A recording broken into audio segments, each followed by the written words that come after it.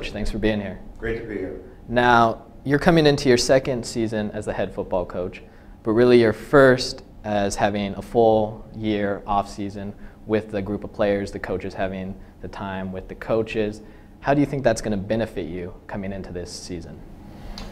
Well, I think the first thing is our kids, our players are much more comfortable with our system. You know, I think one of the things that gets overlooked in the NESCAC oftentimes is, we don't have spring practice. We have a short preseason, so it's difficult for our younger players specifically to get up to speed by the first game. Last year, it was not just the younger players, it was every player, because everything they were learning for the first time. Now this year, coming in, it's a different story. The older players, the returning players, are all more comfortable with what we're doing offensively, defensively, and special teams wise. And it's enabled us to take our offense and defense to the next level and implement more things that maybe we couldn't have last year because the kids didn't understand it. Yeah. So. Great. Now, you mentioned the NESCAC short preseason, but when compared to some of the other fall sports, football has a couple weeks, 3-4 weeks before the actual first game. As coaches, what do you look to implement or accomplish during those weeks with the returning players, but also with the newly on-campus freshmen who it's really their first chance to dive into the playbooks, get to know the coaches, the other players? Well, I think the first thing is just understanding that football takes preparation, and it's not just a game where you can throw the balls out there and start playing. It's you have to properly condition your players. There's a tremendous amount of learning that has to go on in terms of understanding the schemes and getting it to the point where you can put a product on the field that hopefully is going to be representative of what you want to accomplish. That being said, it's also a challenge, as you mentioned, to take a first-year player who is coming out of high school, and this is our first recruiting class. We got here.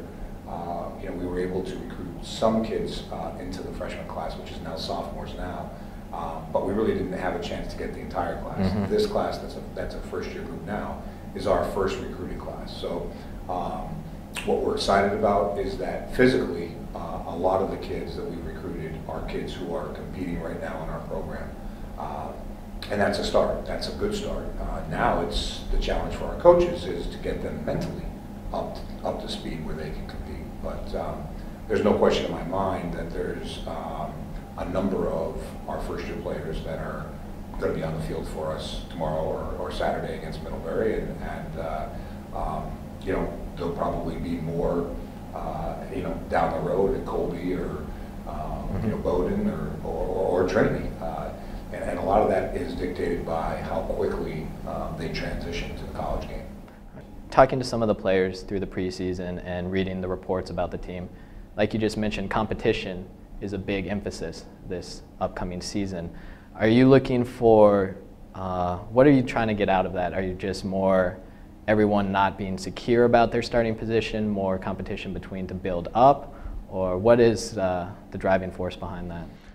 Well, I think that in any good program, the internal competition really improves your football team on a day-to-day basis. One of the things that we stress is preparation, is not just coming out to practice, but practicing with a purpose. And I think that if you create a competitive environment within the framework of your practices, you're going to get kids to push themselves and push each other to higher levels. And there's no question in my mind that a lot of our kids took that as a challenge, and that's what it was geared for. But I also know that in our recruiting process right now, as it was the case with our recruiting last year, and it is the case now with this year, is we are promoting the opportunity to come and compete. And whereas kids know if they go to Williams, Amherst, more established programs right now, that they're going to wait their turn. They're not going to get on the field till they're a junior or senior, and yet at Wesleyan they could have an opportunity to get on the field sooner. So for good players that are impact type kids, that's appealing. And I think one of the things that we've been most pleased about is the receptive nature that a lot of the recruits have shown to us, and their interest level is primarily due to the fact that they know they can come and compete. All right, great. Yeah, it's a nice incentive to pitch to the recruits, and that they'll have an opportunity to contribute right away when they step on to campus. Throughout the preseason as well, you've had a few scrimmages. You had the intra-squad scrimmage a couple weeks ago, Trinity this last week. What do you as coaches, I know the inter-squad was scripted in terms of certain plays, certain situations. The Trinity, I think it was more of a game type situation.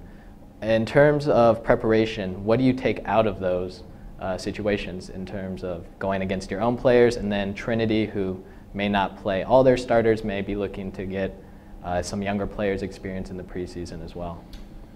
Well, in the inner squad we're going to evaluate everybody. Everybody's going to have a chance in the inner squad to show what they've learned, and as I tell our players, that's kind of their first exam, is to come out and show us coaches what they're capable of. And you know, it's live football, it's tackle football, and you know, during practices, there's a lot of things that we don't do because we don't want to increase the risk of injury.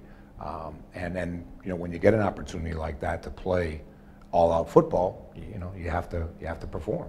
And so in that scrimmage, it's more of a total personnel evaluation, where you're just trying to get, you know, all of our coaches to be able to grade the film after that inter-squad scrimmage, sit in a room and say, okay, here's where every player on our roster is. The Trinity scrimmage becomes more about trying to simulate kind of a dry run for the first game. And our points of emphasis going into Trinity was, you know, preparing the right way during the week in practice and coming out and performing well at the start of the game.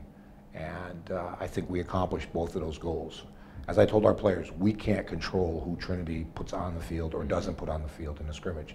And that doesn't really concern me. What concerns me is how we perform. And so our emphasis was, you know, to come out of the blocks and play hard and simulate the start of the Middlebury game. That we were going to come out prepared, you know, execute on offense, execute on defense, execute on special teams, and, you know, hopefully at the end of that first half of football, be able to look at the scoreboard and say, you know, that's a pretty good indication of where we're at. And I think we did that. So, you know, but as I said to our players, it means nothing. You know, we're still 0-0. Now this Saturday we do it for real. So we'll see. We'll see how it all translates come Saturday. This is a pretty evenly matched rivalry in terms of the history. Last year, a close loss while you were at Middlebury.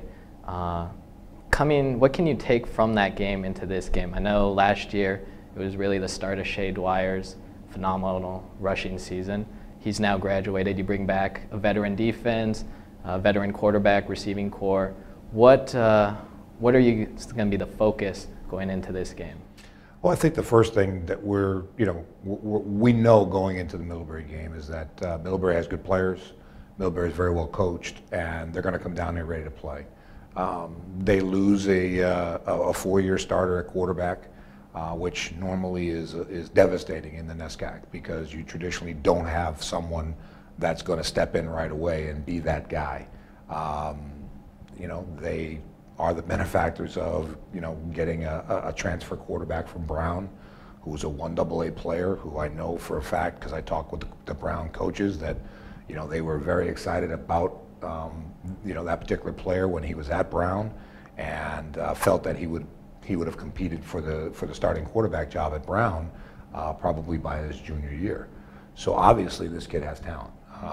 You know, now, you know, he's stepping in to replace a four-year starter. So for Middlebury, that's a tremendous advantage coming into this game, is having a player of that caliber, you know, playing the most important position on the football field. So there's no doubt in my mind, you know, we've got to be ready to play, because they're going to come down here, you know, with a good football team that's going to execute and is going to be well coached. So that being said, for us, it's as you said, is we have a veteran defense. We have a lot of experience on defense, And again, what we've talked about and we've focused on in the preseason is making plays, making plays on both sides of the football. And, we're going to need our veteran players to make plays, and defensively, you're talking about a secondary that, probably has started more football games than any secondary and returning secondary in the NESCAC. As those guys enter this part of their career, they've got to make plays, especially against a team that's going to try to throw the football. On the offensive side for us is, I believe Matt Coyne is as talented a quarterback as there is in the NESCAC. Now he's got to prove it. If you've got a player of that caliber playing that position, you're going to be competitive in the NESCAC if you look at the history. So, I think that going into this game, we've got to, our players have got to make plays. And then, a lot of times it comes down to some of the players that are going to emerge this year. And we feel we have some of those as well, and that have had a very good preseason, but haven't done it in prime time yet. And this is going to be their opportunity to see if they're ready for that type of challenge.